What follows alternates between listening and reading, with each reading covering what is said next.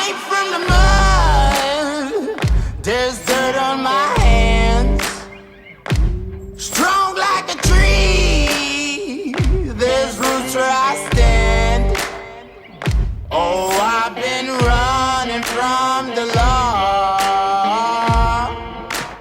Hope they won't shoot me down soon.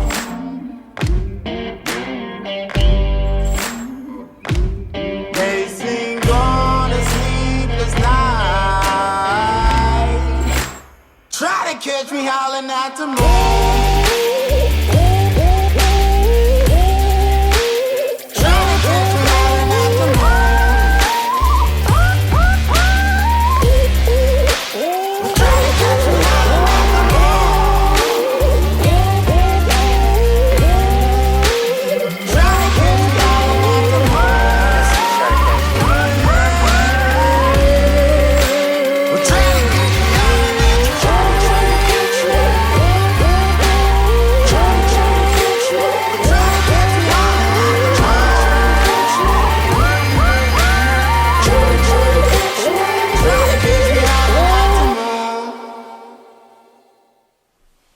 Here we go, episode 3, Full Court Press, also known as FCP on YSN. You can follow us on Facebook at Jeff Brazil or on Twitter at FCPYSN.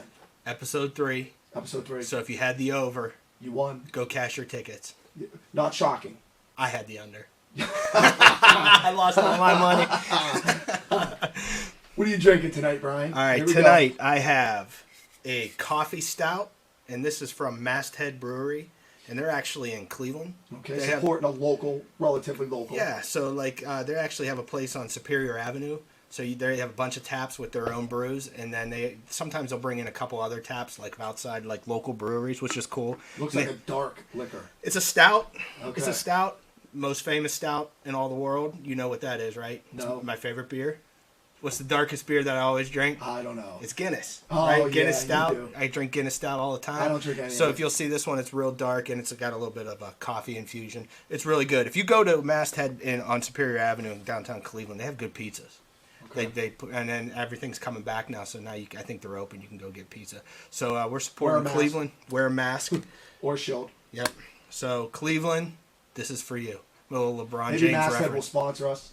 We're going for Birdfish first. We're going to stay local. But Weren't they supposed to sponsor us? Birdfish? they're coming around. They're Okay. coming around. If they're first, if Masthead calls us today, though, we're taking it. I mean, the last episode, we blew up the views. So people are watching. You know what, Brian? I think the perception of us has changed. You know, when we coached, a lot of people looked at us and, those guys are assholes. And even when I'd walk around the mall previously, people would look at me strange. Or even, I had a couple times where people said things to me. Yeah, people didn't even know you thought you were an asshole. Yeah, right. They just saw me coach one time, But I think it's changed because now I can't go anywhere without people asking for pictures. Do you have the same problem? I mean, I can't do any more selfies. I mean, it's Yeah. just the paparazzi, the attention. It's just a little much right now. We're probably going to need security before long. We're going to need security and bigger contracts from YSN. Might have to dress better, too. I don't know if that's ever going to happen My for me. ripped jeans may Yeah. not hack it anymore. But talking about Cleveland, this is for you. Talking about LeBron, I just before I taped, I was talking about the bubble in Orlando. What do you think? Do you think they'll see a full playoffs? No. I don't either. I don't think they'll be. They may make a couple games, but I can't see professional sports happening. Hopefully, fingers crossed, fall high school sports. But Brian, it doesn't look good. I think the NBA probably has the best chance. They're sticking them all in those hotels. All the courts are right there. Sure. But I've already heard like on Twitter and stuff, like they're inviting people in and stuff like that. No doubt. Yeah. People think they're invincible to it, but Yeah. Professional sports, they're testing these athletes daily, literally. Yeah. Problem with high school, you don't have that ability. Right. And I don't know what's going to happen in local high school sports, but I'm not optimistic. Yeah, it's a shame too. And Yeah. you Especially listen, for seniors. and what do you do though? I mean, you want to play a season, but at the same time, if one or two guys get it, 6 or 8 are getting it because they're like, especially in basketball, they're all over. Well, I mean, listen, they're Brian, how can you know, social distance in this? Even going back to school. I mean, Yeah. God forbid one teacher or one kid dies. Yeah, I mean, it's never worth it. Then It's never worth it. my son's playing hockey. We talk about it all the time. The rink's been open for about a month now. They have masks, you know Sure, what I mean? sure. We all social distance in the thing, and in the rink. And I was talking to my wife about it, and I'm like, it's great because he wants to play, we want him to play. that one kid goes down, Yeah. it's not going to be worth it. So it's a tough call. It's really it's really a race hard. to one, unfortunately. Yeah, it really when is. that one person gets it, it's going to be a shame. But FCP team. Yeah, what do we got going on Well, tonight? we're gonna induct or add our third member of our SCP team. So let's talk about our roster a little bit. Yeah, Cam Carson still has not come through. We haven't heard from him. We might have to cut him. That might be our first cut. That's Yeah. going to be like Ryan Leaf territory. Absolutely. First round draft pick, cut him 3 weeks later, 4 weeks later. That's going to be tough. So Cam's either going to have to step up in the next couple weeks or he's gone. Donnie Riccatelli, great. Star. He's already on the All-Star team. He might be the captain of our team right now. He might be. He's the leader. Yeah. He's gone out, on Facebook. He's a Facebook guy. He's constantly on Facebook making comments. Plus, he wanted to beat the hell out of the whole Lucas. Which was great. And we haven't heard anything from Lucas, which is probably a good thing. Yeah. After that last Once episode. one person in Lucas hears about what Donnie had to say, but that's good because our views will go up. Last episode, we have over 2,000 views. Which is awesome. Once Lucas hears about it, we'll go up to 3 or 4 or 5,000. I don't know if they have computers in Lucas. All right, with that said, here comes our third member of the FCP team. I can't even say it. The FCP team, and it is Paolo DePasquale. Yeah, Paolo. Yeah, what's up, P? Nothing really, man. Nothing really. All right, well, let's start with this, Brian. Yeah. So, Paolo, we got to know Paolo about 2 years ago. He started coaching with us. Yep. Paolo's got a bright future as a coach, and, he's done a wonderful job for us. But, Paolo, tell us a little bit about yourself. Well, I'm from Louisville. Yeah, we know. You guys know. We that. didn't hold that against you. Well, actually, before I get into that, I just want to say that there was a little controversy about me being drafted. Yep. So there was a little rumor I don't know if Jeff picked me, if Brian picked me. That would be me. So I picked you, Paolo. We both picked you. So I forego, I went away from the gifts. So I just gave your kids their graduation. Oh, that's awesome. Oh, that's nice. That'll make Parker happy. That's exact. Thank you, sir. You got it. Paolo's a great guy. Paul's a great guy, and we wanted to make Jimmy feel better because your competition was Jimmy. We had two coaches. We coached with Jimmy and you last year. Well, the debate was who would bring more views. Yeah, and you know what? We still want those younger viewers, so Paulo's a lot younger than Jimmy, of course. Yeah. And it was actually unanimous, so Jimmy will know that on Friday when he watches this show that it was unanimous. We wanted to make him feel good saying that he was in the running. I just want to make you guys feel good with those cards, butter you up a little bit. Well, Paolo, so if you're part of our team here, what about you? I mean, what are you doing now, and where are you at in your life? Well, let's start back. You started as a Louisville basketball player, 1,000-point scorer in Louisville. Yeah, so 1,000-point scorer at Louisville, graduated in 2015. I played college basketball at Westminster for a little bit.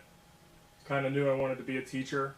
So I stopped playing, started coaching. I coached at Louisville for a year. Then I went with Jimmy at Struthers, and when Jimmy left Struthers, he brought me to McDonald, and I'm here. Mm-hmm. So graduated college, teaching. Wait. Jimmy brought you to McDonald, or we brought you to McDonald? Well, Jimmy was the little bridge. Okay, all right. He was the little bridge. But yeah, I'm teaching now, and you just got a full-time job, right? yeah, Good. Yeah, so I'll be at Summit Academy. Nice. Youngstown City School. So yeah. Do they have a plan for next fall yet, or have you heard? We're anything? still in the works. Yeah. We're gonna see. But Youngstown City, they basically said virtual, so K through 12. Yeah. So we're gonna see. Yeah. I'll know more in the next couple weeks, but. All right, Paolo. In high school, you were a scorer. Mm-hmm. So what do you bring to our team? If we're playing a basketball game, what are you doing? Are you scoring for us? I think I'm dishing it off. I think I'm gonna assist. You guys some views. We're gonna need some scores. Yeah, we're gonna need some scores because our first pick, although we don't see him anymore, he was more of a coach on the court. Yeah, he was our general. Acknowledges that he's a defender. He's our stopper. So then the Johnny's fourth a pick, defender. we're gonna have to. Donnie's a defender. We're gonna have to find a scorer next pick. We're gonna have to go hard. Jimmy's gonna say that's him because he says he could shoot. I don't know. If I would have said scorer, though, Jimmy would have came on and been like, "Oh, I'm the passer," like, "Oh, assist." Yeah. He's full of it. All right, Paul. I got a quick question for you. This is going to be a little controversial because being a Louisville guy and coming to McDonald, right? Right. I know you caught a lot of heat from. There's a passion in the Louisville community. Very similar communities. Yes, except very way similar. more. There's a lot more. Yeah. That's not the same in the two communities, but the passion is the same. That there's a passion for sports in Louisville. You caught a lot of heat for coaching at McDonald, didn't you? Yeah, it was honestly a little crazy. there was a support of people. Like, you know, I get like a text like, hey, you know, great move. You know, that's good for your future. But yeah, there was a lot of backlash. I kind of saw it coming. But And you still live in Louisville, obviously. yeah, Yeah, that's tough. yeah. So there is like, it's crazy now. Just the small thing of coaching high school basketball in the grand scheme of things. Right. No big deal. It's not a big deal. Especially Right. I'm an educator. It's not like, yeah, like you see someone and they're like awkward with you now, Mm-hmm. and it's like come on. Yeah, it's a basketball game. It's yeah. Yeah. You know what I mean? It's not that big a deal. Paolo, we won a district championship this year. You've never experienced that at Louisville. What did that feel like? It was awesome. Yeah. I mean, it was awesome, especially this year with the kids that we had, the team that we had. Yeah. Great team, great kids. Yeah. Good chemistry. It was like you didn't want the season to end. You Yeah. knew eventually it was going to end. But yeah, I mean, we played 6 guys the whole year. We pressed the whole game. I mean, that was awesome. I don't think going into this year I thought we were going to be good. You know, I didn't know 19-3 district champs, and then Zach got fouled. They should have won the regional. Did you get a chance to cut the net? No, I didn't cut it. I never have cut. We've won 6 or Yeah. 6 I didn't. district Yeah. champs. I've never cut it, but I do. I hang on the rim. I wanted to cut a piece for Jeffrey, but He did get a piece. We did. I don't know. We one of brought the him one players- down. one of the I think players cut Parker a brought him piece. one. Yep. Yeah, and he actually got a medal too, which was cool. Which so. was Yeah, awesome. I see it on his that's Facebook awesome. all the Jeffrey's time. our We man. changed- Jeffrey's great. We're gonna have Jeffrey on the show one time to talk about wrestling and YSU and everything else. And ask him why he changes his profile picture. Every 10 minutes. We're gonna have Jeffrey on, and we're gonna drink red apple ale or whatever he loves. He loves that stuff. He does. Or Sweet apple stuff. orchard or whatever it is. Angry Orchard. Angry Orchard. Angry Right. Orchard Right. is his drink of choice. All right. So So one final question for you. I got one before you All do, right. but go ahead. You've been around us for 2 years. You grew up in Louisville, where many people don't like me. Biggest You don't misconception. think people don't like I don't think there's a lot of Yeah. people that like me in Louisville. 98%. Biggest misconception about us in Louisville. Well, I actually tell people this all the time because people ask me, you know, I'm over what's it like coaching with Jeff Brazil? And I tell them, I'm honest. I'm like, it's horrible. It's horrible. If we mess up, he beats us. He beats the players. Screams and yells, No, swears, cusses you out. it was there is people think honestly like you're just like a madman. Yeah. They think you're like that at practice. I mean, it's the complete opposite. I remember the first time when I came to McDonald, the first time I met you, you asked me like what I was going to school for, and as soon as I said education, you started giving me numbers of people I can contact to find a job. I still had 2 years of school left. Yeah, it's Louisville people. They just want to find something to hate about you. Yeah, I mean the last 2 years I learned a lot. Yeah, I wouldn't trade it. Definitely worth Paul's it. gonna make a great head coach one day. Yeah, for sure. I mean, it's just a matter of time. And teacher. And teacher. Well, he's going to be a teacher this year, but the head coaching. And I told you this before. Like, you can always wait a little bit because I got hired relatively young, and I think I burned out a little bit because of it. So enjoy it.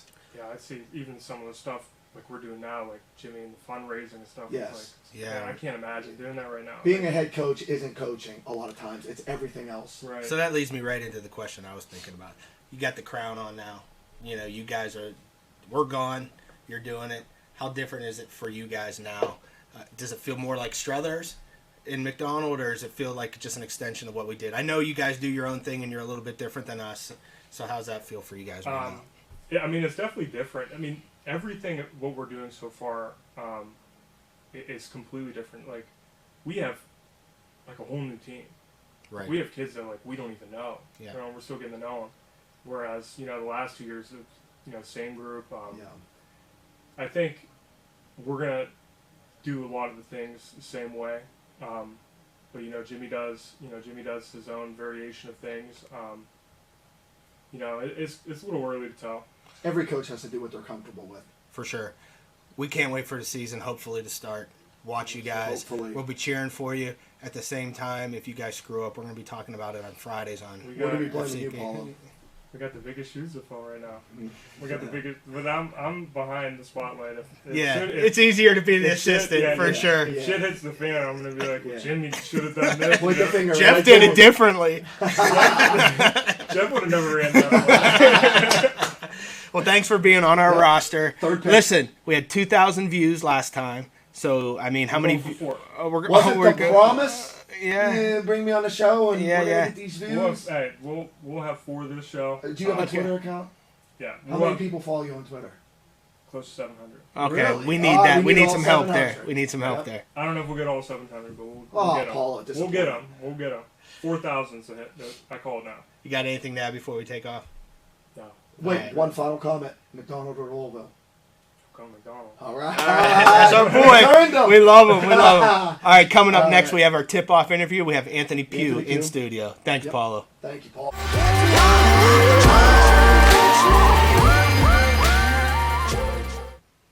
Here we are for our tip-off interview. We have Anthony Pugh. He's a former player of ours, but right AP. now he's known for, he's a basketball trainer, not just in this area. Yeah. I mean, Anthony's big time. Yeah. Anthony, real quick, you have trained some WNBA stars. Is that correct? Yeah. Name one. Kia Nurse. That's all I can. I can't. Okay. I can't expand on that. That's all I, I mean, can say about that, though. You are training kids all around our area, as well as, I mean, you're big in Canton, Akron area, Cleveland area.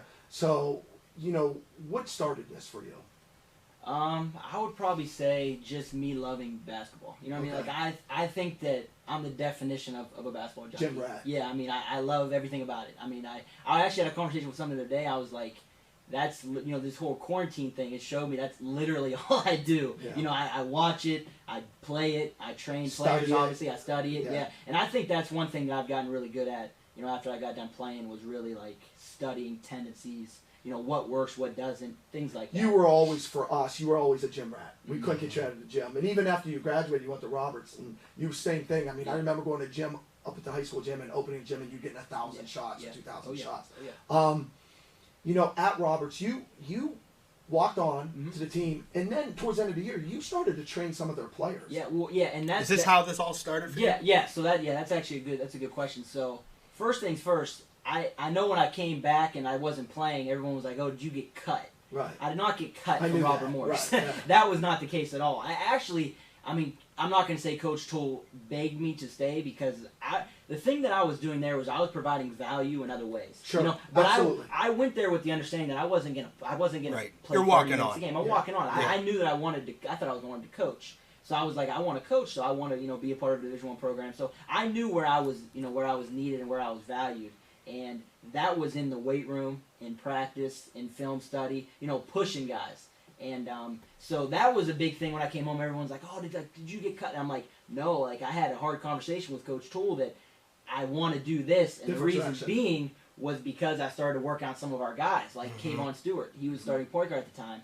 And actually, his numbers went up like crazy when we started working together. It just kind of worked out, a fluke thing. I would always go to the gym by myself, and he kind of started to come.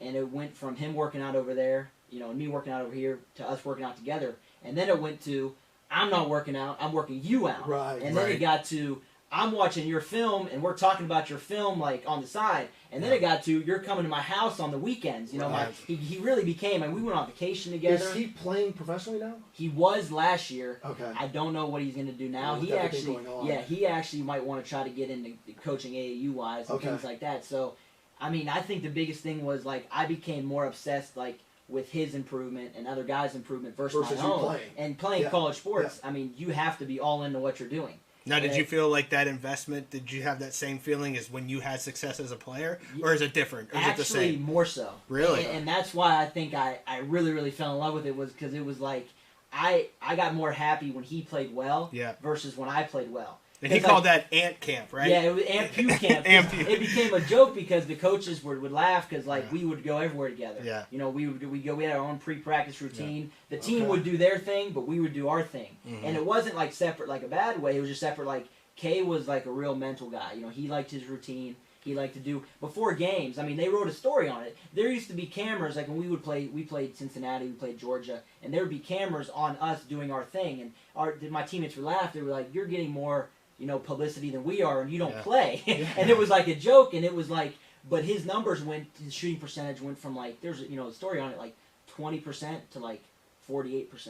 Awesome. Like a Just getting dramatic reps and confidence. and it wasn't like the coaches would mess with me all the time and say, oh, it's Aunt Pugh camp, it's because of you, and I'm like, it's not because of me. I mean, maybe I'm helping because I have a different, But he put the work in. Exactly, he put the work in, and we would work out extra, like I said. So I think that the biggest thing was when we started working together. That's when it was like, I really love doing this, and I knew my playing career was going to come to an end eventually, and that's when I was like, I'm going to have to make a hard decision and sit down and talk to him, which to this day, I mean, I know it may not seem like a big deal, to most people with everything going on, but like, that was the hardest conversation, the hardest thing I ever did was decide to stop to playing. walk away. Yeah. Because it's the end. Yep. It's the end, and that's tough. It's Very, tough for athletes. very. Now, you graduated from Robert Morris, though. Yep. What's your degree in? Sports psychology. Okay. So it's kind of on the same thing, which is another thing was when I decided I was done playing, the conversation then was, well, what are you going to do for school? Dropping out of school was never an option. My parents were never going to allow me to drop out of school. Right. So they're like, what do you want to do? And at the time, I mean, I got a lot of scholarship money based on my grades and based on things like that. So it was actually cheaper, in terms of tuition for me just to stay there. And then it was, well, you want to build your business here, so what are you going to do? And I was like, well, I think I'm going to have to live here. Like, I think I'm going to have to make that commute. So I commuted, you were training kids at the same time. And I was training kids at the same time. But that gave me a jump start, I think, and me able to make it like a full-time thing, because now I don't do anything. I think people think that too, like I might do other things, like have another job. Or that's what I was just going to ask you. Was there ever a transition for you? Like you had a couple kids and you were doing other stuff? Or were you like, I'm all in. This is my business. I'm going to make it work. I was all in. Yeah. I mean, I went all in. And at the time, no college students have money. So every college, that's a good excuse. And, my parents obviously super supportive. And if I ever needed any money or anything, they would, they definitely would help me. Speaking of your parents, just to say a little bit about your dad, we're going to talk about him coaching in a minute. But you could have worked for your dad, though, right? My dad, when he got that job, he asked me. Your dad's the head coach at Middle Ridge, for those that don't know. Yep, he asked me, and I've actually been fortunate enough, a lot of coaches, high school coaches, have reached out to me, which I'm You coached for us for a couple years. Yeah, which I'm extremely, grateful and flattered, but I tell everyone the same thing. I'm all in on me and my business because I have a larger vision outside of this area. This is what you want to make it work. Yeah. No matter what you have to do, you got to make this work. Exactly. Yeah. And that was, years ago. It should be now, but obviously with everything going on, that was 12 hours in the gym every day. Yeah. In the summertime. You have clearly grown your business though, because you now, like we just said, you trained some WNBA players, and you got some former college players that are now playing professionally that you train. Yeah. What's the next step? I think that right now, with everything going on, I can't even say. Okay. It's very tough, but I've been thinking about that a lot lately. Where does this go? Mm-hmm. And my main goal is to hold camps around the world. I want to teach basketball around the world. I want to go to Italy, to Spain, to Ireland, to wherever, and teach basketball, because I think people around here, I think they take it for granted. Yes. Like they don't understand that you could just call a guy like me and say, hey, we want to work out, or where's your sessions. But then there's guys in Ireland or Italy, they don't have that opportunity. So you go to places like that, and those kids are so excited, to be in the gym and to be working on stuff, and then you come here and maybe kids aren't so excited because they're used to it. So I think that's my main goal, is I wanna travel the world. I wanna work with players, of all ages, but obviously having the opportunity to work with professional you players. just brought that up, of all ages. Is there some reluctancy with younger kids? I think that the best way to answer that would be I'm more selective now. Okay. I think when I first started, it was, hey, you want to work out, let's work out. Because I think that's how you have to start. Absolutely. And there was not a lot of money being made at the time, between gym fees and things like that. And now it's kind of like I put so much time into it, especially on an individual basis. And that's one thing I think people need to understand, is I don't just show up and just put some cones out and say, okay, do that. Right. I'm going to sit over here and watch. I put so much time into it, so it's like, if you're not going to invest in yourself and invest in your game, I'm not going to invest in you.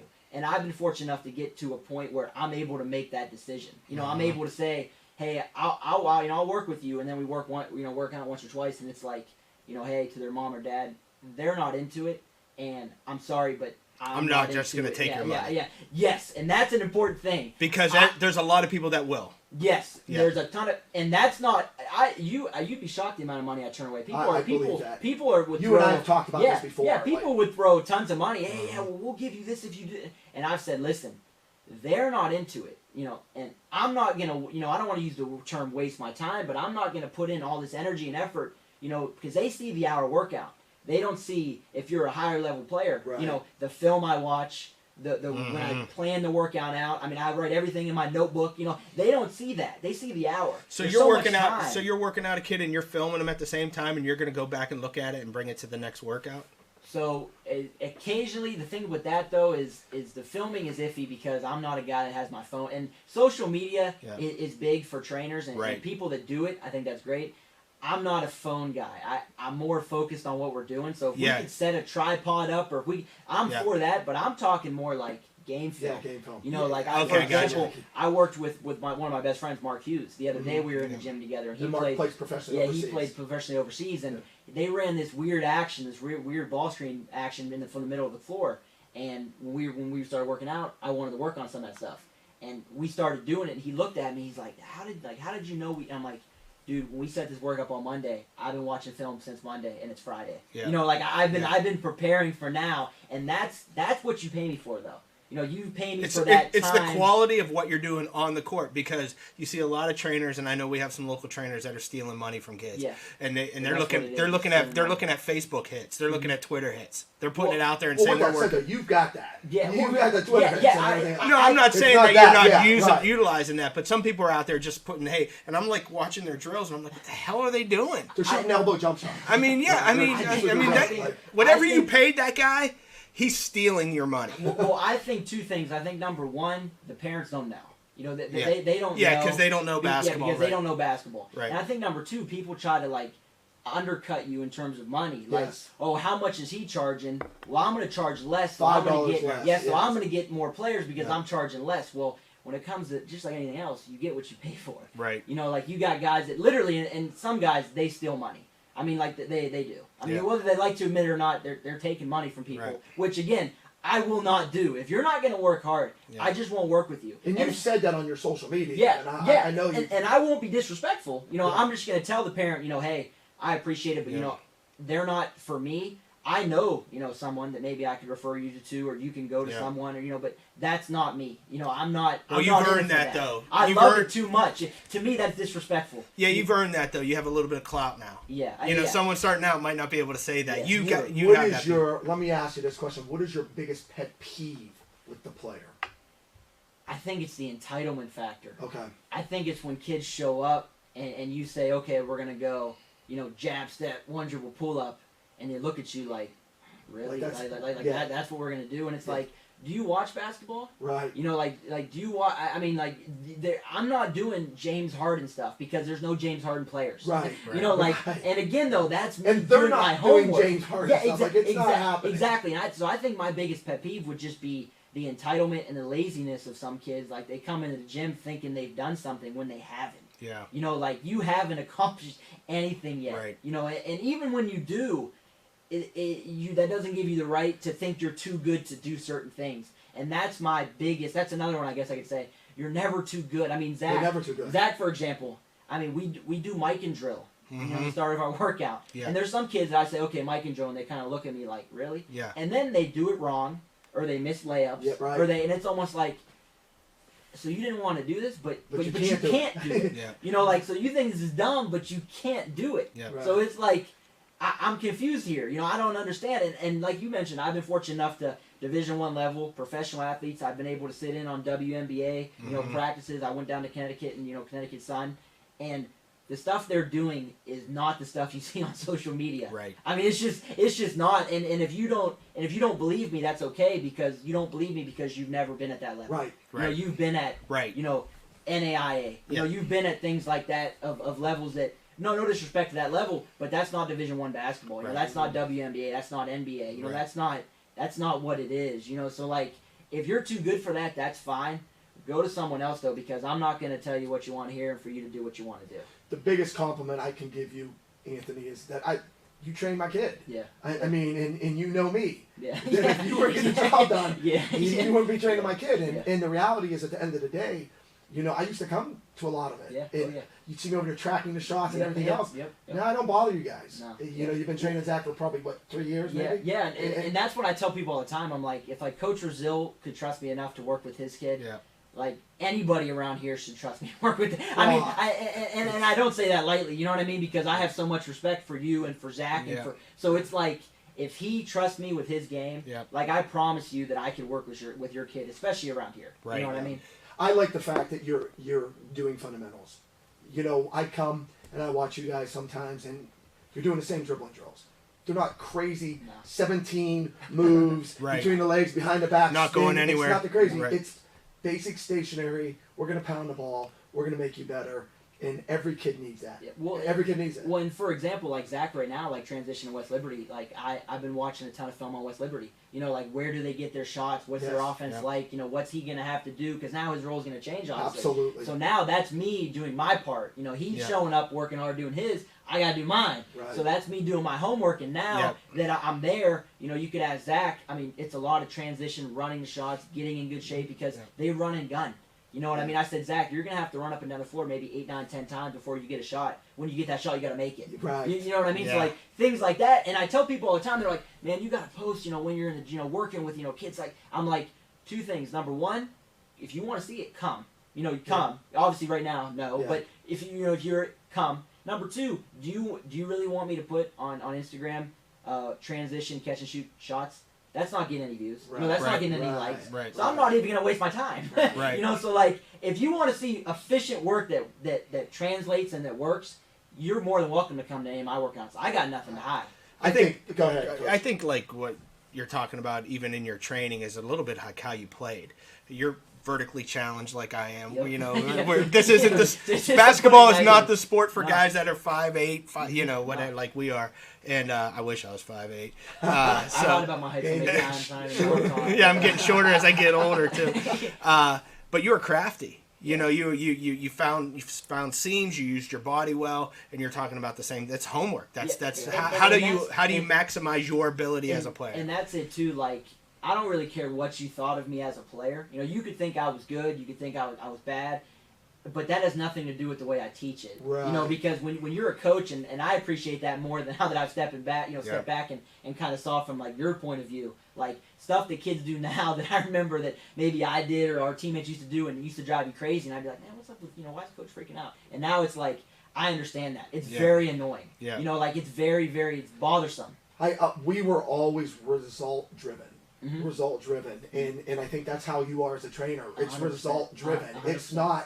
It's not, again, I'm going to make 18 moves before I get a shot, because it's not happening in a game. No, and that's like, I tell people all the time, like, if you want that, there's more people that can there are people out there. I mean, go ahead. I mean, I'm not, my biggest thing with people ask me all the time about, oh, like, what if this guy gets that player, or what if that player goes to that player? Go. Yep. Right. Go. Because I'm over here and I'm producing results that kids are getting better. Yep. You know what I mean? Like, and Zach, I always use Zach as like a test balloon. I always tell people, because when we first, you know, started working together, we talked, and it was, what does he have to do? He obviously can shoot the crap out of the ball. What does he need to do? He needs a floater. He needs to be able to put it on the floor. He needs to be able to, and now Zach developed one of the best little pro hop floaters I've seen as of late in high school basketball, you know, around here. So like, but he had to put the work in for that. Yeah, and how does that work?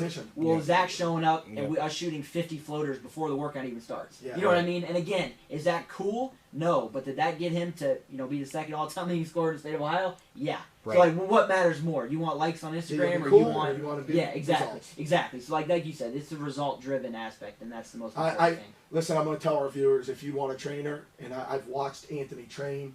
You want to go to Anthony Pugh? He's in this phenomenal. area. He's by far the best. Give a plug to your company here. So Clockwork Athletics, you know, I'm on all social media. I'm on Twitter. I'm on Instagram, Facebook, everything like that. And I'm willing to work with anybody. Yeah. You know what I mean? Like, individually, it's very, very selective. I mean, I'll be honest. Individual workouts are hard to come by right now, because there's so much time that goes into each individual, and I want to make sure each individual gets that time. So I only take so many individual people. But I have small group stuff, and I'm not saying I don't take individual people. I'm saying that if you want to come and work individually, you got to be committed, and you got to be willing to go all in, because I'll simply, you know, I'll work you out once or twice, like I said, and then if it's and as a parent, you appreciate that, because if I'm giving you money my kid better be ready to go, and I've had that and you better be doing the work too, because I'm paying you for it. And I've had that conversation. I've sat down and said, hey, I appreciate you. I like your son, I like your daughter a lot, but I think maybe they need one or two things. Number one, maybe they need to go to someone else, or maybe number two, maybe they need to come in a group. Because then you can see a little bit of competition. Maybe if you're doing something lazy and a kid's working harder, maybe that might give you a kick in the butt. So I've seen that happen too. Yeah. But one of those two things, because I don't want or need your money that bad. You know what I mean? And I don't say that like I'm swimming in money. I say that like I'm confident that I'm going to fill your spot with someone who wants it. Yeah. Let me say this as a parent. One thing I also appreciate about Anthony is, me, Brian, OCD. Like, if you tell me you're going to be somewhere, you better be there. He was there. You better be there on time. Yep. And Anthony, I never got to worry about it. If the workout's at 2 o'clock, he's there at 1:30, ready to go. Yeah. And that's how we operate. Yep. So you never got to worry about reliability. So if you want your kid to take the jump, Clockwork Athletics, Clockwork, he'll put the time in for him. Yeah. Listen, I give him rave reviews. I think he's a great trainer. I think you are the best trainer in the area. I think that as you grow, I think you're going to be able to do what you want. Go to Italy and England and everywhere else. And I think that like, I've even talked to some college coaches about potentially being a GA and being things like that, and I've respectively declined every offer I've had, and I preference that by saying no disrespect. You know what I mean? Like, I mean no disrespect. That's just not my goal, and I'm very, very driven in terms of, if I say I'm going to do that, I'm going to do that. One way or another. Because my parents were real big about the whole financial thing. It's hard, especially now. Yeah. I mean, it's hard being, doing what I'm doing and making a living that's worthwhile. Yeah. But I'm going to figure it out. And I think that's most All right. Before you go, we have a little section we're going to call Truth Hurts. A little Lizzo reference. Do you know Lizzo, Jeff? Do you know that? Anthony knows what I'm talking about. All right, it's called Truth Hurts. Who's Lizzo? Finger Anthony knows. I know. All right, this is called Truth Hurts. I got 5 questions for you. You have to be honest. I'm going to throw a couple softballs at you first, all right. And then a couple of them might be a little bit more difficult. All right. This is all high school basketball. Okay. So related to when I played, or you'll understand when I ask you a question. But it's all 5. it's all about 5 high school, questions. and they're quick, so it's easy. All right, let's Okay. go. Most underrated basketball skill. passing. Okay. 2. Toughest player you ever played against. In high school, Yeah, high school player. Nate Scott. Good player. He's Wellsville. good. Yeah, Wellsville. great player. We love Wellsville. All right. Yeah. 3. Thompson. Crappiest facility you ever played on. Any court. Tell us where the real shithole was. Probably Southern Local.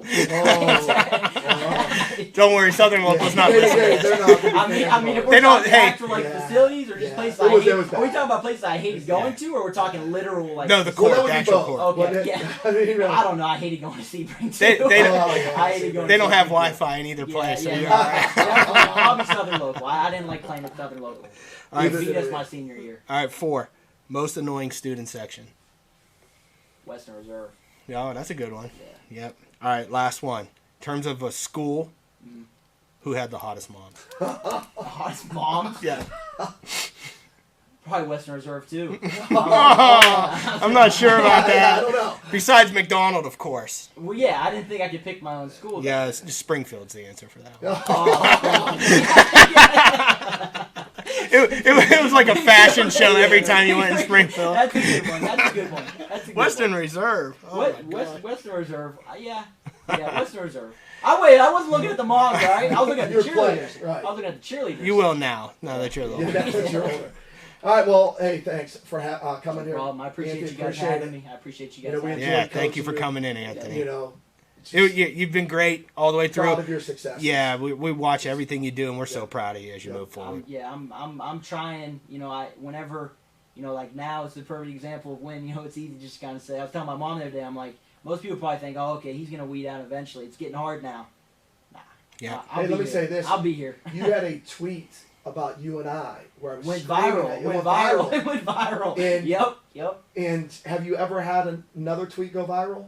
Multiple. Oh, you have? Oh, I've had I thought it multiple. was just because of me. Yeah, you know what's funny about that too? If I wish I could show you my Twitter DMs. People DMing me about how that I was abused. I didn't know how verbally abused. Someone told me I have Stockholm syndrome. I said, I'm a psychology major. Stockholm syndrome. No, I do not have that. But it's funny when I put that up. The there were 3 pictures. Right? That you put up? Two. There was the one of you. One looks pretty bad. Wyndham when you were one was me hugging you. Yeah, that was after the game-winning layup where I ended Paolo's career with that lamping his little bit.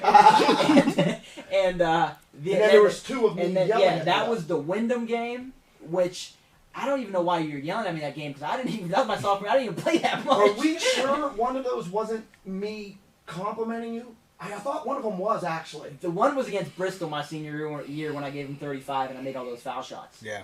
That was the other one where you were yelling at me. But like that's when I was like looking ahead and you had your head like that, like, like in my face screaming. I don't think that would encourage me. Like you're ready to go down. I thought one picture that was in a paper with me like this on you was a good one. Like I was telling you. No, that was against Wyndham. That was Wyndham? Okay. That was when you met me. When you're walking to the huddle, when you meet him at half, it's over. Yeah. You just know. You're like, oh man. Yeah, it's never a good thing. So, on the record, you were not abused in high school? I was not abused in high school. People ask me all the time, how did you handle that? I'm like, I handled it like any player should, with the intent of, I know that you want what's best for me. You remember, I probably told you this numerous times. When I stop yelling... Yep, that's when you have a problem. Well, now... I mean, then you know that I've lost every... I just don't think you can help us. You know, now, like, it's almost like... at the time, obviously, I was a high school kid, so I'm sure I was mad. Right. Looking back on it, I wouldn't change anything. People ask me. I remember the paper used to ask me, "How do you deal, with him screaming at you like that?" And I say, I look him in the eye, and he screams at me, and then he tells me, and I go do what he just screamed at me about, so I don't get screamed at again. It's like one of them because like. I mean, you were hard on me, but I think that's because you knew what I wanted in terms of expectations, and then in terms of moving forward and making me a better man in terms of not being soft, and if something needs to be said, tell him. I really thought that tweet had everything to do with me going viral. Well, that's the Stockholm syndrome. That's about it. Hey, thanks for coming in, Anthony. Right, we got Nerd Alert next. We'll see you in a minute.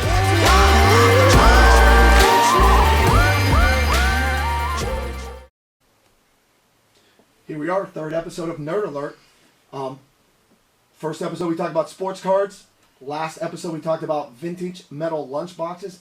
And this week we're going to talk about wrestling figures. Over the last we got a special guest for this. We got a special guest, but over the last year or so, wrestling figures have really just spiked in the market. I mean, they've really doubled in value. So it's a crazy market out there. Lots of people are collecting, and we've got a wrestling expert and a wrestling figure expert, Dominic Riccatelli. Welcome to the show, Dominic. Thanks for coming, Dominic, buddy. Let's start with this. How old are you? 7 years old. You're 7 years old. Now, have you been watching wrestling your whole life? Your whole life? Where do you live? Boardman, Ohio. Boardman. Now, your dad's a big wrestling fan also, right? Mm-hmm. You guys get every pay-per-view, don't you? Mm-hmm. So, you've been collecting wrestling figures for a long time. You play with them. Yes. About how many wrestling figures do you have? 100. You have 100 wrestling figures. Now, who's your favorite wrestler today? Hulk Hogan. Hulk Hogan? He's one of my favorite wrestlers. And you got a Hulk Hogan figure, and I also brought a Hulk Hogan figure to show to the fans. So that's pretty cool. We like the same people.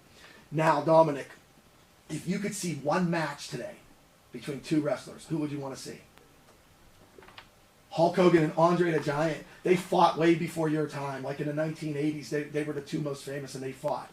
Okay, so you brought 3 wrestling figures with you. Mm-hmm. So let's start with the first one. Who is this guy? Hulk Hogan. This is Hulk Hogan. Now, you play with these, right? Yes. Do you collect any like to keep for long term for money, or you just play with them? I just play with them. Now, do you have rings and everything also? Yes. You have a ring? Okay. So that's one. That was my era. Hulk Hogan. Superfly Snuka. Right, this is your era too. Who is this guy?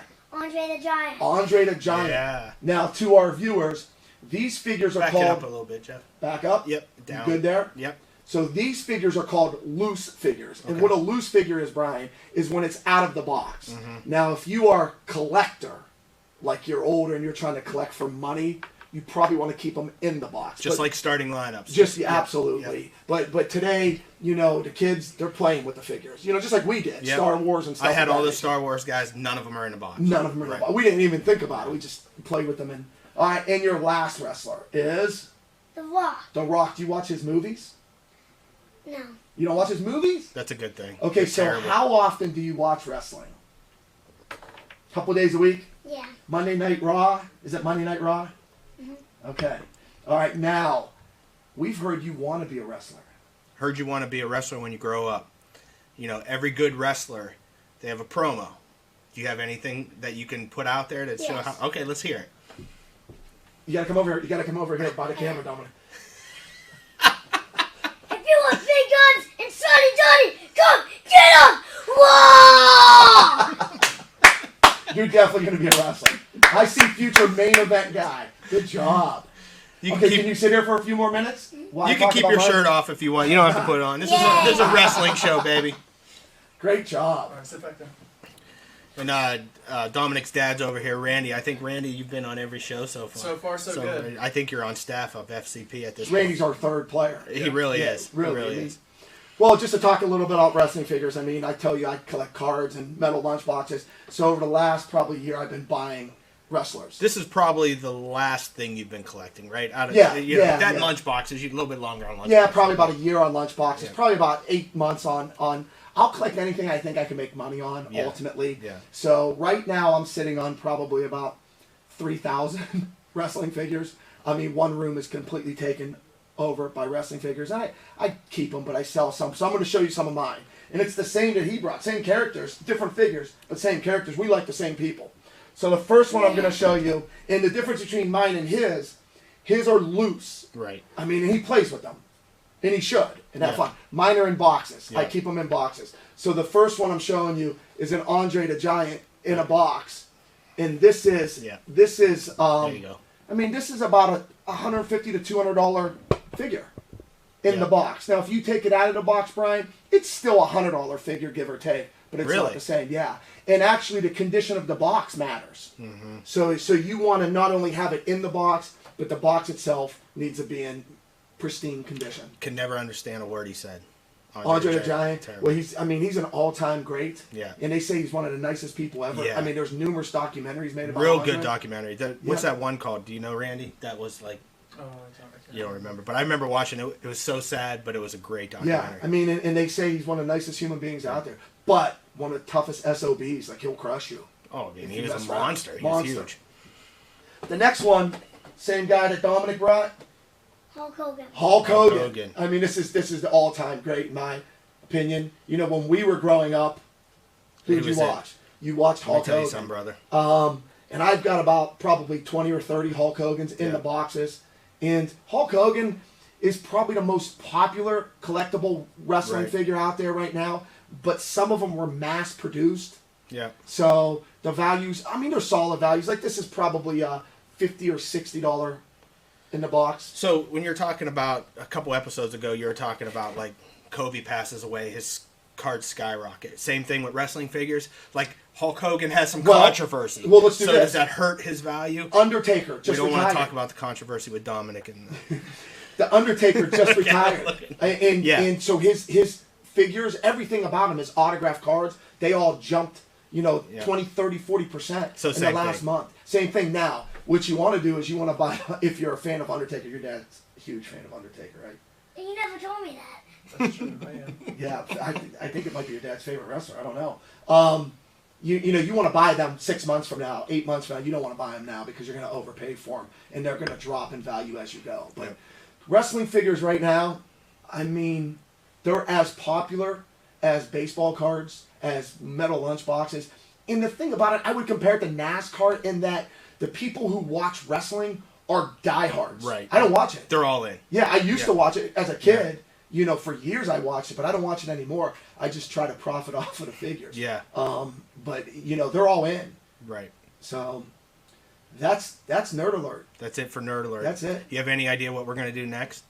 I don't. All right, You we'll got figure any it out. ideas? We Yeah. might be talking about. Well, how about next episode? We might be talking about vintage arcade. Oh, that'd be Games. awesome. Yep. pretty For sure. cool. Yeah, we So, both dabble in that a little We bit. do. Yeah, we enjoy it. So we want to thank Dominic Riccatelli for Dominic. being here, the #1 wrestling fan in the whole Mahoning Valley. Future main event star. You want to say anything before we head out, Dominic? Can No? you do Macho Man? You can't do Macho Man? Did you used to like Macho Man? Yeah. Yeah, I thought you did. Favorite wrestler of all time, Superfly Snuka. I like Hogan. You like Hulk Hogan. I like Superfly Snuka. Except he maybe was accused of killing his girlfriend. Well, see, I stopped watching after. Oh, yeah, that's Yeah, true. He was accused of killing his girlfriend. Did he ever get convicted He of did that? not get convicted, but there was some strong evidence against him. Until What he gets the convicted, he's still Yeah. my favorite. Until he gets convicted, he's still my Superfly. favorite. You know who Superfly is? No. Okay, that's before your time. Ultimate Warrior. Loved Ultimate Warrior. Yeah, everything I've read about the Ultimate Warrior, he wasn't the nicest wrestler. Like, they didn't like him. Yeah, he killed his girlfriend, too, I think. No, he didn't. I liked all the He's guys. dead. That, Ultimate Warrior's dead, though. yeah, there was a couple of them, weren't there, though? Yeah. Weren't they? And they Were just, accused. Well, Chris Benoit, yeah. right? He's the Murdered one his who family. murdered his family. Yeah, it's a good group which of was a guys. shame. There's actually some cool documentaries on wrestling right now Yeah. that, I watch them, even though I don't watch wrestling anymore. I mean, it's interesting stuff. And even, like, you see, like, some local circuits and stuff like that in wrestling. Well, we've reached out to the local circuit. Hopefully, we end up hooking up with them and Yeah. getting a wrestler or the director or somebody to talk to us, because there is a local Youngstown wrestling circuit, And which it- I didn't know. And when you watch the videos of them, they are pounding each other. I think it's more violence. Yeah. Yeah, I've seen some of the videos. Maybe Dominic and I will become the tag team champions of the Youngstown area. Dominic's going to have to do the heavy lifting because your back's I'm a going to be little- hurting real soon. You're going to be tagging. You're going to be like, no. All right, that's it for Nerd Alert. Coming up next, we got the coach's office, and we have one person that gave us all the questions Oh, for wow. this week's That's coach's new. office. So that's coming up next. Thanks, Dominic. Thank you, Dom.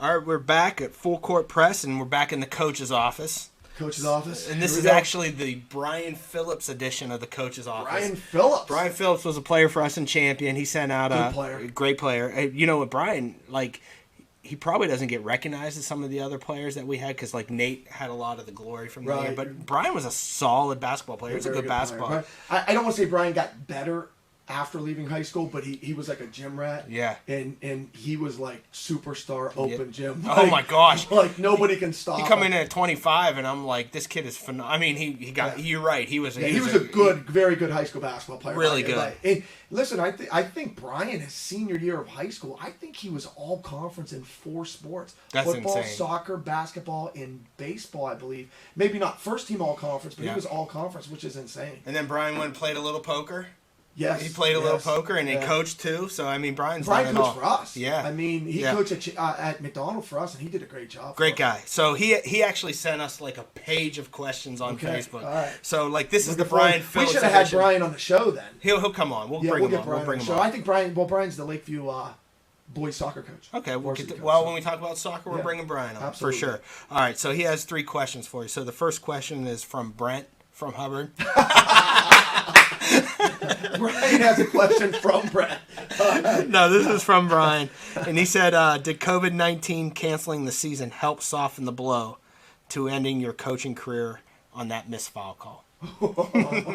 So you had Well, let's missed foul start with call. this. Yeah, Brian is 100% correct. That was a missed foul call. it was. It just going back to that game just quickly because, I'm not going to dwell on it, but it wasn't just that call. I mean, I thought the game was officiated pretty poorly the whole game. He But, got hit a lot, and yeah. but then tournament play that happens. It does, They it let does. him play. But the reality is, at the end of the day, the officials didn't cost us the game. I mean, that game could have gone either way. Lucas was a good team For sure. But I've watched that. I watched it live, obviously, and I wasn't happy about that call Yeah. at the end. And I've watched it 100 times on video, and every time I see it, it's a foul. It's a Yeah. foul every time. The COVID-19 softened it though. No, for you know what? we were ready to go. It was almost like whenever it ended, it ended. Let's say this.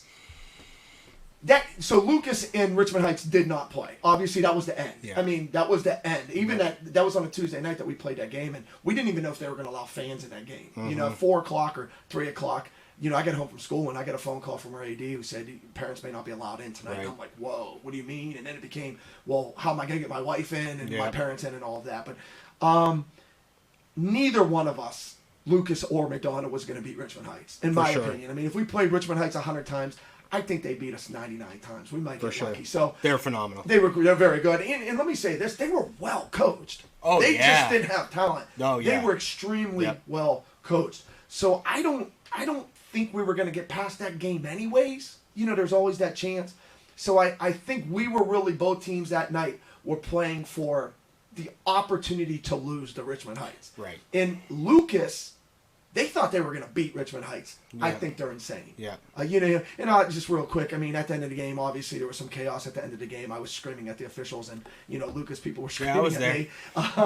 But you know, Lucas, some of their parents were screaming like, "You've never seen anything like us." They're a nightmare. Let's be honest here. I mean, we played 3 or 4 teams this year that were as good or better than Lucas. For sure. Waterloo being one of them was a double figure. Yeah. Favor over Lucas. So they destroyed Lucas. You know, Richmond Heights was going to probably beat up on Lucas pretty good. Yeah. And having said that, it would have been pretty cool to say, like, you went out on a win. Yeah. You know, our kids achieved everything they could. Yeah. You know, I think they maximized the season. So it was a foul. For sure. It was a foul. But it is what it is. Yeah.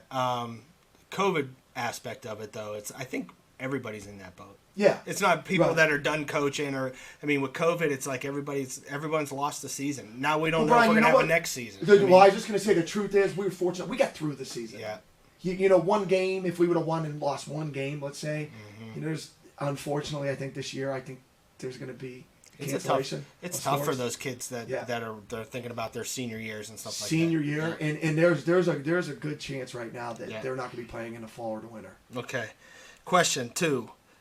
What's your thoughts on recruiting in high school basketball, and thoughts on separate tournaments, public, private? Well, let's go. That's a good question. Yeah, that's a we great talked question. about this that. Has been debated in states, and you know, some states have separate tournaments. First of all, recruiting, I don't care. I mean, listen, coaches are hypocrites. I've said this before. You know, coaches will. We talked about this in our special edition of Coach's earlier Office. in the week, and coaches will bitch about other teams getting kids. And they'll take kids. You know, I've heard coaches say that, you know, this team recruits, and then the next year they actually got a player. Yeah. We've never recruited a kid. Contrary to what people say, we've never recruited a kid. We've had kids come to McDonald, and I'm good with that. We've had kids leave McDonald, and I'm good with that. Right. You know, I don't know if it's always in the best interest of the kid to leave. I always tell the kids the grass isn't always greener. Well, we've had a conversation with kids, though. We're saying you might have a better opportunity somewhere else. Well, we've had that. If they're bitching, if their parents are bitching, like, go somewhere else. Or these are our rules, and if you don't follow them, you don't belong here. Yeah, you don't like the rules, go. Right. You go. Right. I don't think there's ever been a kid who's left us that we were very sad about. Right. You know, with that said, if a kid wanted to move to McDonald and play basketball, come on in. Yeah, for sure. Yeah, you listen, I'll take you. And it's equal. It's absolutely equal. And if you walk in that gym and you're better, you're going to play. If you're a student at McDonald, you know, we had a parent one time tell us, well, my kid's gone to McDonald since kindergarten or whatever. Okay, what does that mean? Yeah. It means nothing to me. I want to win basketball games. Right. Yeah. So that's great. Hopefully your kid is better than the next kid. Right. Or kid that comes in, or that kid's going to play. Right. We've never recruited anybody, but and if somebody wanted to come to McDonald, they were more than welcome from our end. Yeah. You know, as long as they did what was required of them. And nobody that ever came to McDonald ever broke the rules either, Brian. Right. Yeah, you know, there was some strict rules on you had to live in McDonald, you had to do some of those things, you know. Well, we talked about, like, we actually, we're going to have Scott Sentner on a little bit later. He came in from Scott Lakeview. Transferred in, right. He came from Lakeview, and they were talking about the McDonald All-Stars then. Right. You know, and I remember all that talk. Transfer. Rick yeah, we had transfers several kids. because we Mick had transfer. kids, but, you know. The Sebring scorekeeper used to call us Mick Transfer. Right, it's crazy. You know, and that's just crazy. But if Scott Sentner walked into Sebring's gym, you know, he's playing for Sebring. No doubt. You know. No doubt. They take them every time. Yeah. Coaches I'm are not so gonna sit hypocritical saying that they're my kids and blah, blah, blah. Everybody wants to win. And if a kid's going to help you win, you're going to take them in. Well, there was one time a school got a transfer, and I referred to the kid in the newspaper as the kid that came from wherever. Yeah. And someone said, see, you bitch about recruiting. No, not at all. I just didn't know his name, to be quite honest with he you. just came from somewhere else. He came from somewhere else. It was a description yeah, of the it wasn't, kid. Right. You know, we've always focused on our basketball team. Right. You know, privately we might say, "Oh, that sucks. They got this kid. We thought, it's going to hurt us. It's going to make it more difficult to win." Yeah. Blah blah blah. But we've always focused on our team. We've been fortunate. We had a couple kids, come to McDonald that didn't grow up in McDonald, and I'm good with it. Right. And they were great kids. Yeah, for sure. And even the kids that came in, though. I mean, they fit in McDonald. Most of them, yeah. Because we talked about this is a different culture here sometimes. It is. You coming into a small school that is mostly people everybody knows everybody. Everybody knows everybody. Born These and are raised. mostly people that have grown up together. Their parents know each other. Their grandparents know each other. You're going to be viewed as an outsider when you come in. So it takes the right kind of kid to come into McDonald at least. Absolutely. There might be some other schools where kids transfer and it might be a little bit easier. There was always conversation about Zach leaving McDonald and To go transferring to somewhere else, other right. places. And the reason why Zach didn't do that, he wanted to play with his friends. He was most comfortable here. From a pure college standpoint, Probably hurt him. probably hurt him. Yeah. If he goes to a bigger school, maybe he has better opportunities. But it didn't matter. Having it wasn't said about that- getting a scholarship. Zach's out with that kid right now. Right. They're hanging out with his today. friends. What's the difference? I mean, he's got a full ride and he's still hanging with his Right, friends. right. So I mean, what's Yeah, your goal? absolutely. What's your goal in this? Right. But as far as a separate tournament, Yeah, how the second about part that? of the question, Public, separate private. tournament. They do that in some states. I don't know. With open enrollment now, there were years we got beat by parochials, or we would have gone to state. Well, we've always talked about our goal at McDonald was to win a district championship. It's That was we our called state it our championship. state championship. Right, because you never knew what you were going to get at Canton. And people in McDonald some people would get upset and say, "What do you mean? Your goal is to get to state." No McDonald boys team has ever made it to state. Right. One McDonald girls team has made it to state. Yeah. I mean, think about that. McDonald boys have been playing for over or around 100 years of basketball, and nobody's gone to state. Yeah. So you have to have realistic goals, and our realistic goal was we want to win a district championship. And those then weren't roll the easy. dice. Those weren't easy. Well, I mean, we think coached some forever. People We took had that for granted. for sure, but like how many programs in the Mahoning Valley would take the district championships that we've had? All the time. Every one of them? Well, my I mean, 16 years at McDonald, we played in a district championship game 14 times. I mean, who wouldn't take that? Right. And we lost A lot. many of those but games. still, you know. But we were there. Yeah, right. So, Yeah. I don't know about separate tournament. I think the problem is if you start a separate tournament, and this has been brought up before, the parochials may break apart, may leave the OHSAA and form Right. their own group, which means the OHSAA could not control, they wouldn't have rules. Right. So then you want to talk about recruiting? Right. They'd be in your elementary schools and middle Right. schools trying to get them to transfer to their school. So Right. I don't know. I think I would say, at least in our area, there's probably a fallacy, though, thinking that if you go to a parochial school, you have a better opportunity to get a basketball scholarship. That Right. might be true Right. in football, like in Ursuline Right. or Mooney. Right. With all due respect to the parochials in our area, I don't think that's true in basketball. And I also think in terms of separate tournaments, district-wise, we're fine with that. Yeah, Whoever yeah. we're playing locally, we're fine. Yeah, now, when you get to regionals, that's different. We played Berlin Highland that year. Berlin Highland, that I know Yeah, they're not a parochial, but right. They're not parochial, but you they had a kid who transferred in that year who's actually playing at a high level professionally overseas. How many schools that we would see in regionals that we knew we couldn't beat? Richmond Heights this year. I mean, really. Right. I mean, Right. and I think the Berlin Highland team was better than the Richmond Heights team this year. Yeah. But and they won 2 state championships in Right. a row with that team. So. But like JFK and stuff like that, We they're, beat JFK. They're competitive. I mean, the we're last 2 fine years with we that. beat JFK. Yeah. We don't want to separate them. No, I'm we okay can play with with playing them. them. Yeah. So, We'll have to ask Coach Hughes if that's what he wants. Coach Hughes was a little upset that McDonald didn't play him this year. yeah, well, this coming year. So Right. we've played JFK the last 2 years. Right. And we beat them both times. Yeah. Now they had beaten us Zach's freshman year Right. in the regional Yeah. semifinal in a great game at Warren Great. Harding. Great environment, great atmosphere. But McDonald dropped. I think McDonald dropped JFK this year off the basketball schedule. I don't know all the details behind that, but Yeah. and I know Coach Hughes was upset about that, but. Yeah. People got to set up. Everybody's got to make their own decisions Absolutely, on how they Brian. want their That's what I was season going to to say. look. People got to set up their schedules however they choose. Yeah. McDonald will have a solid basketball team this year. Yeah. There might be some lean years, so they've got to maybe change their schedule and figure out how they figure want it out to how look. to maximize. And those JFK games. too. I mean, JFK's JFK looks good. JFK's going to be very good this They're year. good. They're good. So If there's a basketball season, I hate to say right. it like Well, let's not worry about that right now. Right.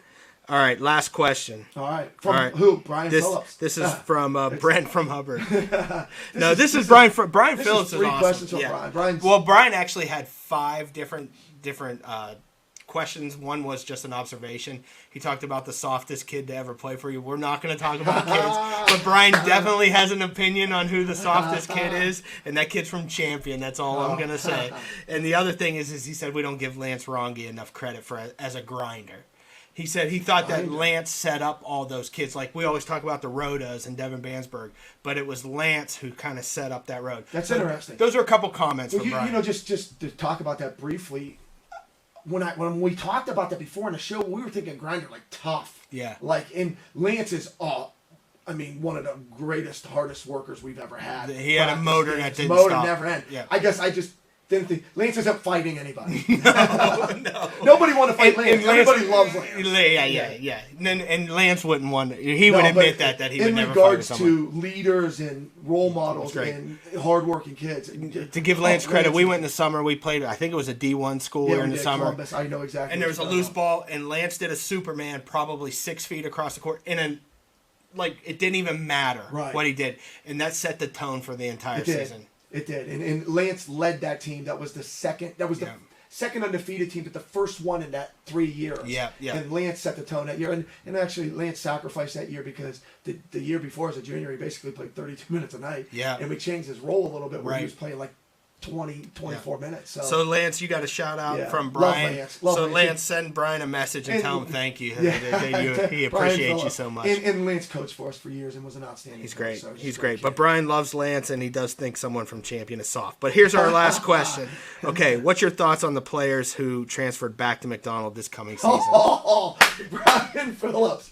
Brian's trying to really put me behind the eight ball right now. He's like, let's lay it all out. He's like, Brian's not allowed to send in any more questions. No, that's after it. that one. Oh boy, I gotta be. This well, is the coach's office. Listen, this is the coach's office. We said we'd be honest. We also said we wouldn't be critical of kids. That's right. So I'm gonna try to. Yeah, we're not going to talk about the Yeah, we're not- kids. Let's talk about in general kids that left because they didn't want to play for you. Listen. They go somewhere else. Now they're all back that you're gone. Brian, first of all, we have rules. We have expectations in our program. If you don't want to follow the rules, you don't believe in the expectations, then you have the right to leave. Right. There's obviously a saying. Sometimes it's addition by subtraction. For sure. And it was addition by subtraction, and we by no means were sad when they left. Right. We felt that we were a better program and a better team. I don't know where those kids would have fit into last year's team. Definitely have more depth, but I don't know if that actually equals more success. I mean, No, what I else are agree. we going to do?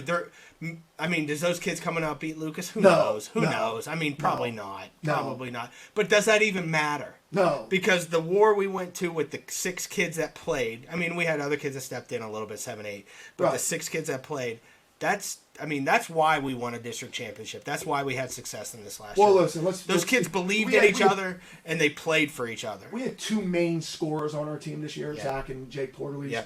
And then we had Parker, your boy, Dominic Carquito, Eli Street, and Ziad Aziz. And they played their roles They perfectly. played their roles, and I would take all of those kids Yeah. in a heartbeat over some of the guys that left. Now they came back. We obviously aren't coaching. Yeah. I'm sure that played a part in them coming Yeah, back. and I think that's any coach. I don't think that's necessarily Jeff Rizzo. I think, like most coaches, they might rub some people the wrong way, or Sure. they didn't think they got a fair shot in 7th grade. happens in every program. It happens in every program. So if you have and listen, I wish Jimmy all the best. Yeah. Bring them all back. I hope they're all great for you. We want to see McDonald go 22-0 this year. We really do. There's no ill will or anything to the kids or Jimmy or anybody. But for us, we made the right call. I agree.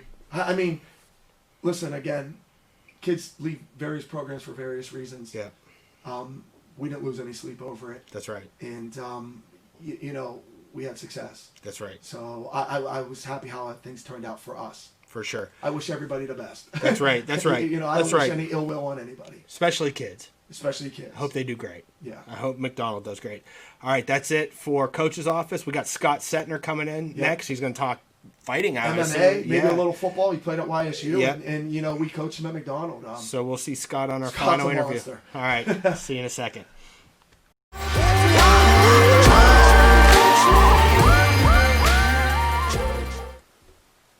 Here Here we are for the last shot interview. We got Scott Sentner, former player of ours, like Anthony Pugh, former player. Scott played basketball for us at McDonald, but Scott's gone in a little bit different direction since graduating. You've started up in the MMA circuit, right? Yeah, a little bit. A little bit. So you're in the Youngstown area? Yes. So you fight on these local cards, Scott?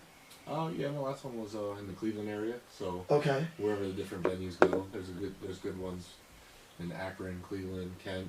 Okay. There's a couple here locally. So we got a bunch of different ones, a couple different promoters that put on different venues. Now, where do you train at?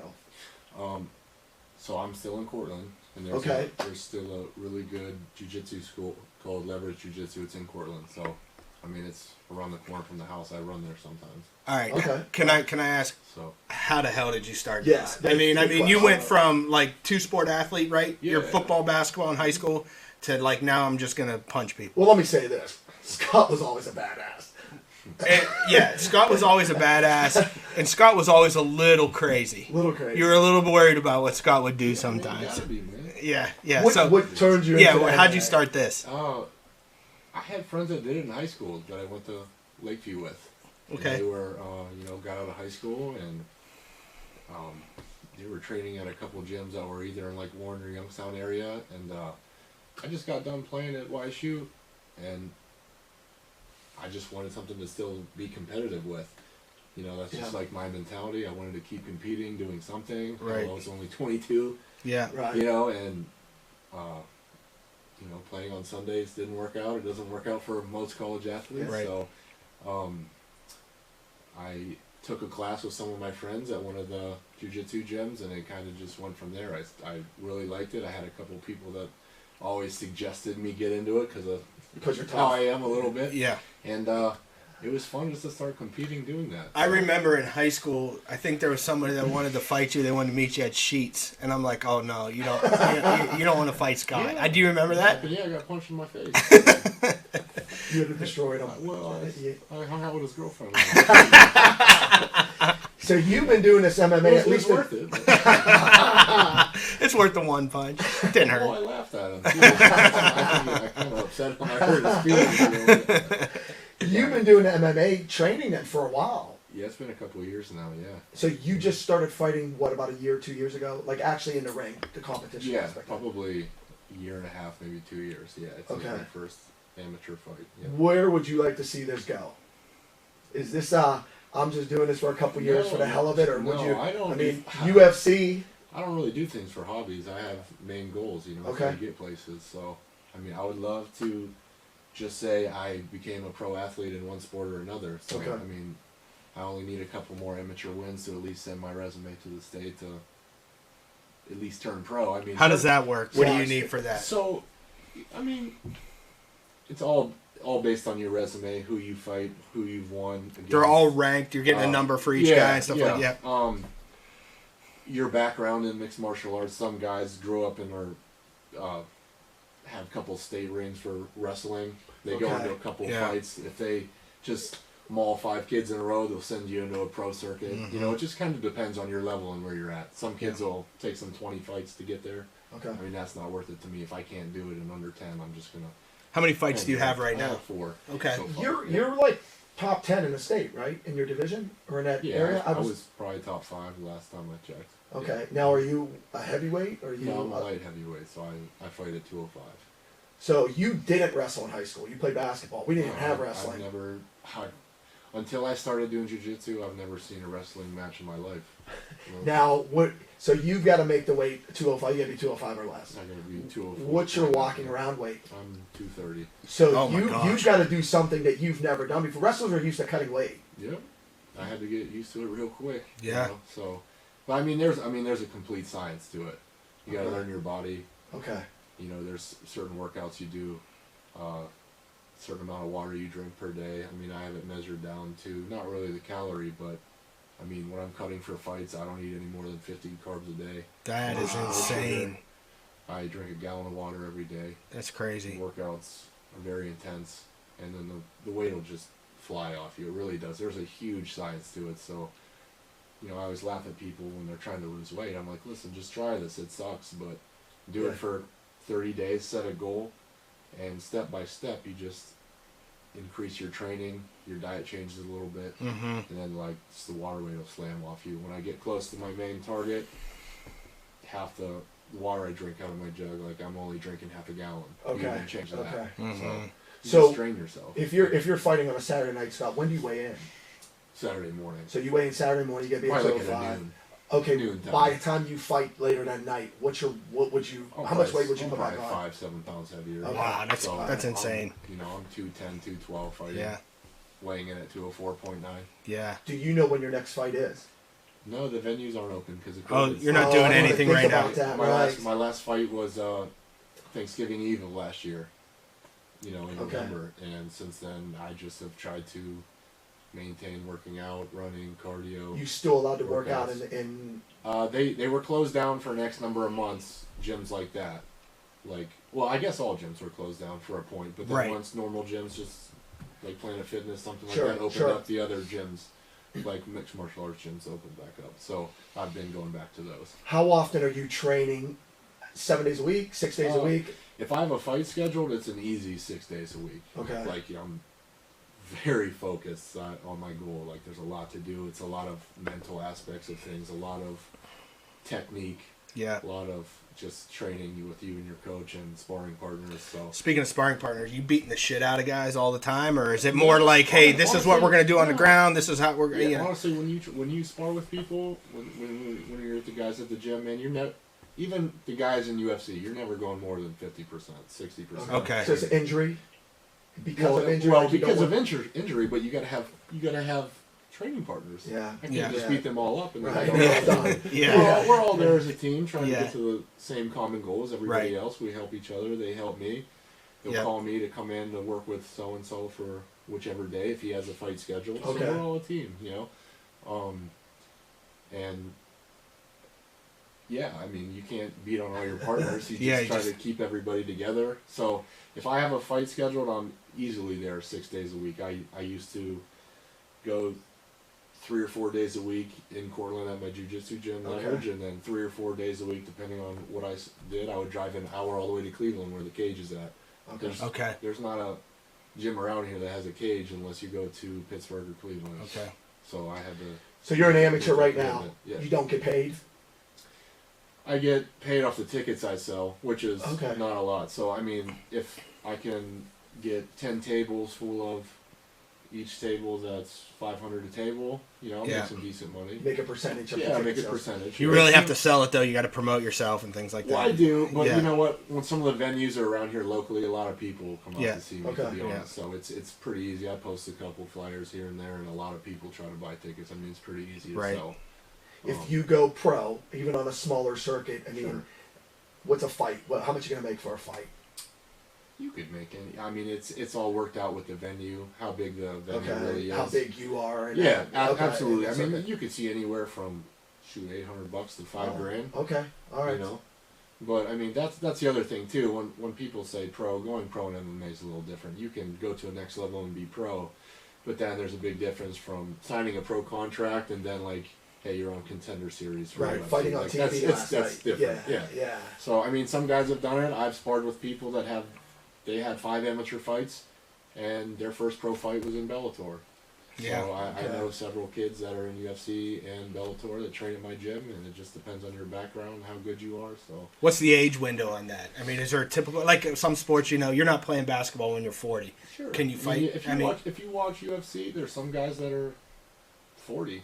A lot Yeah. of times they don't Still hit their there. peak until mid-30s. Right. Sure. It's like throwers and hammer But and it's stuff like different, that. it's Yeah. different, you know, I was doing other stuff Right. until I started right. picking Yeah. up You my were gloves. competing though. Yeah. It wasn't like Right. you just Sure, I went was from nothing to being paid to play football at YSU. That's what I was doing. Right. Yeah. Some of these guys that are doing martial arts, I mean, they're wrestling since they're in 3rd Little grade. kids, Right. That's all they do. Right. I've never done any of that. Where I messed up was I should have picked up. If I wanted to do it for real, I should have picked up gloves the day I put my helmet down. I just started this, Right. and I could potentially win 3 or 4 more fights and be a pro. I could have Been been there a doing lot this quicker. 8 years ago. Yeah, you're a multi-sport athlete, and to digress Yeah. a little bit, we talk about you were a phenomenal player for us in basketball. You came from Lakeview, come over to McDonald. Mhm. I think that team set the tone for all of our success. That Yeah. was the first team. Well, the truth is, if you blew out your knee. Yeah. Yeah. If We you could've blew went out to your knee state, the senior year, possibly. I think you guys are a state caliber team. Absolutely. I still blew out my knee my senior year and still did what I did at YSU. I think about that every day. If I didn't hurt my knee, I don't know what I'd be doing. That's where I was going with the question a little bit. Did you have a favorite sport? I mean, is it all just competition for you? You just want to win? I think it shifted with age. Like I remember playing more baseball probably than anything. Would you say when I was younger? Little shout out. We got Bob Sentner in the house right now. Bob's all the way from Florida. Scott's dad. I've known Bob for 25 years. He looked at him when he talked about playing baseball when he was a kid. Man, I played more travel baseball probably when I was younger. Dragging my parents and people all over the state and out of the state. I loved baseball, and then I kind of dialed it down to probably what I was better at as I got to high school because it just requires so much commitment and time. Right. And I always had a love for basketball. I really wanted to play basketball in college, but I think talent-wise, I was just better at football. I think I had more of a mentality and a knack. What was your experience at YSU? Were they all over you from the beginning? I mean, yeah, it was great, man. It was a kill or be killed, man. You think you're good, come out of high school. Different game. I mean, crazy.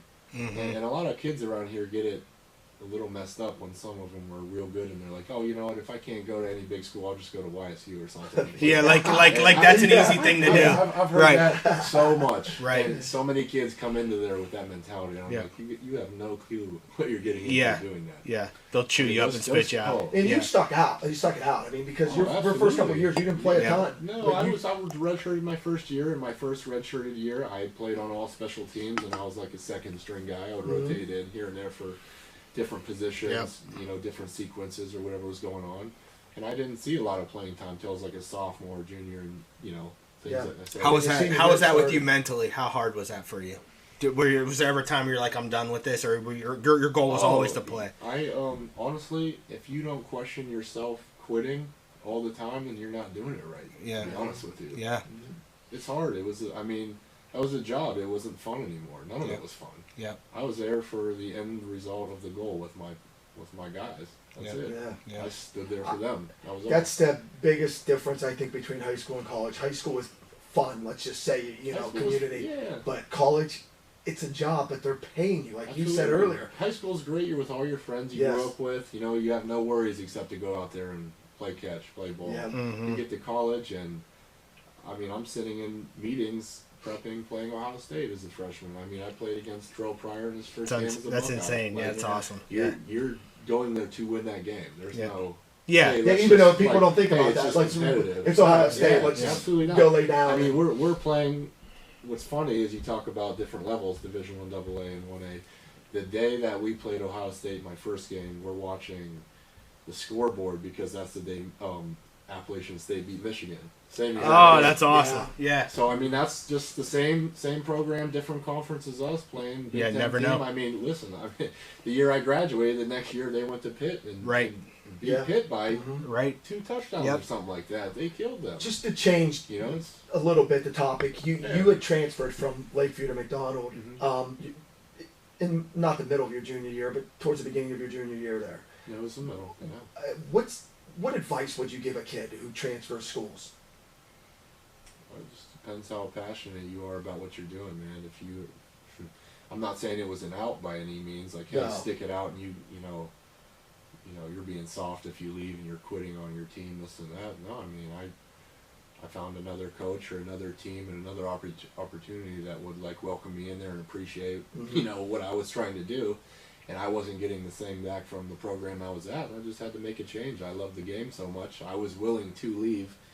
I had everything you knew. Everything. All my family. Your home. I had 4 sisters that went to Lakeview, graduated from. My name was not just no name back in Lakeview. Right. People knew who I was. Not being arrogant with that, but I went to Lakeview. I'm the only person in my family who didn't graduate from Lakeview. Now, do you feel like if you stay at Lakeview, you're in the same path? Do you think you're playing at YSU? Do you think you're eventually playing basketball on that team? My coach at Lakeview, who was one of my favorite coaches, Tom Paplansky. He was the football coach. Yes. He has a lot of huge connections, a lot of different conferences. He had talked to the coach at Ohio State at the time, a friendly basis. He used to send our kids to camps there all the time. If I would have stood there, he literally looked at me the day I was cleaning out my locker, coming to see you, and he goes, Scott, I respect everything that you're doing, but if you stay, I can get you a scholarship in any school you want to. Yeah. I have all the connects. I have all the film. Yep. We're a bigger school. It's more opportunity. I mean, he's right about things Yeah, like that. yeah. There's no Now, you question. don't think you got that at McDonald, or do you think it was just your talent that got you to YSU? Did the coaches work for you? Did you feel that? No, I mean, yeah, it was me that did it. Yeah. You know, and people knowing that I came from Lakeview, I had a lot of game film from playing bigger schools. Yeah. I mean, Yeah. my stats alone were off the chart Yeah. at McDonald, but I mean, I graduated with 70 kids. Yeah. There was Scott, a I lot remember of going to football competition. games, and you'd hear the announcer at McDonald, tackle by Scott Sentner. Tackle by Scott Tackle by Sentner. Scott Sentner. I mean, Tackle by I Scott Sentner. played safety. I had 125 tackles. You're my amazing senior that year. year. That doesn't Phenomenal. exist. Right. You know? I mean, You're a beast. there's only so much you could do, but like, you know, I mean, if you're good, anybody will find you. That's true. Yeah. It's tougher to go So- to small schools, and I would agree with that To statement. play at a big 1A school somewhere else in Yeah. college, yeah, you have to, you know, it'd be nice to go to Harding. It'd be nice to Yeah, for go to sure. somewhere in Cleveland. It'd be Right. nice to go to, you know, Right. A Glen little Oak bit and, better you know, opportunity. Cincinnati Moeller. It'd be Yeah. cool. Yeah. Yeah. But so Well, I know you were a phenomenal athlete for us, and we hate that you got hurt that senior year because we knew that turned our season around, and it wasn't the same. Well, we after lost. you're We lost the gone. regional semifinal game by a couple points. You didn't play a lick. You know, if we have not you, the whole tournament. it would have been a different situation. I think that we had a shot. I think that your team, your senior year, had the best shot out of any of the basketball teams that we had at Yeah. McDonald. Yeah. You guys had size across the board. You know, all 5 starters were talented. We have to give a You know, shout out to Hughes. Hughes was on your team. He pushes your MMA stuff. You're Yeah, all you the guys are time. still good I was with them last night. Actually. So I have a good, solid group of friends that Yeah. they wouldn't miss one of my venues for, for nothing. Yeah, that's awesome. You know, man. and We wish you a ton of They luck, wear my man. T-shirts. They promote everything I'm doing, and yeah, that thing about me hurting my knee, I still think about that every day. Do you I was really? on the tractor cutting grass today. I know I'm gonna get asked about this tonight. And I think what stinks the most about that tournament is that regional. We had just beat the crap out of every team in that regional 2 weeks before the season started. Well, in a Ran scrimmage, them off the we court. did. Right. They didn't want That's nothing. ac- None of that's them. Yeah. Every accurate. team there. Yep. Yeah, we And- lost to and- Rittman in the regional semifinal By game. 4 points. We scrimmaged them Yep. in this before the season. Yep. We blew. I mean, let's be honest. We blew them out of the jump. Yep. And I mean, They were shocked they beat us. they were a better team at that point than they were at the beginning of the year. Sure. We weren't as I good. mean, You know, we had lost We you. lost and, you. You know, Yep. it was tougher. And you know, we said this on another show. Other guys scored more points than you on our team, but you probably were the MVP because of everything you did for us, Yep. defending and rebounding and all of that. But I think I remember the conversation we had with you. We're going to make you point guard. You're like, yeah. come again? yeah. I had no problem with it. I mean, I could handle the ball. That was cool, but it was just I've never really had it. Yeah. And I was like, you know, whatever I got to do is fine. Yeah. We were like, Yeah. go from point A to point B as fast as you can. Absolutely. You know? It was fun times. It's a shame it I did ended like okay that. for but it was not good. being a point guard. No, you did did great. really well. You did great. Ah, Good luck with the rest of your fights. We can't Yeah. wait. Thank you. We're going to Yeah, go. We're coming to the next one. Yeah. We'll come put it to on the video. We're gonna put it on video and put it on our show. Yeah, That'd for be sure. great, man. Be awesome. You get the UFC. We're definitely, man. It's gonna be a party. That'd Yeah. be awesome. Be a party As long for as you don't myself. get hurt, though. I just want to be in the Yeah. entourage. I want to be the guy walking. I'll wear every chain. I'll do everything. I'll wear a big hat. I'll come back and like just whatever you need me to do, I'll do. Man, I got a friend still. I played football at the YSU, and he's a police officer in Vegas. And he's like, man, as soon as you make it, man, I want to walk you down there. To the ring. He tells me all the time. I can't wait. I can't wait. Before you leave, we're gonna do a segment we call Shot Clock. All right. It's 35 Yeah. seconds. We do college shot clock. It's rapid fire questions. Here you go, Jeff. You know Coach Higgins. He's a little screwy, to say the least. So Getting he's gonna- old, so I he's gotta put my gonna glasses move the on. mic Sure. to you. He is going to throw you some questions. I guess you can pass if you want to. He says there's no pass. There's no passes. All right. You ready? Are You we tell ready? me when I'll you're ready tell to you go. ready. You just fire away. Go. French fries or chocolate cake? French fries, Wet socks or wet underwear? wet socks, Eat a dead spider or a live worm? live worm, Migos or Drake? Drake, Get drunk with your best friend or your girlfriend? best friends, Spider-Man or Superman? Spider-Man, Food, French or Italian? French. Women, French or Italian? would say Latino, but I'll go Protein or steroids? protein. Eat a jar of mayonnaise or a cup of hot sauce? Jar of mayonnaise. Married to a nasty 10 or a wonderful 6? Oh, gosh.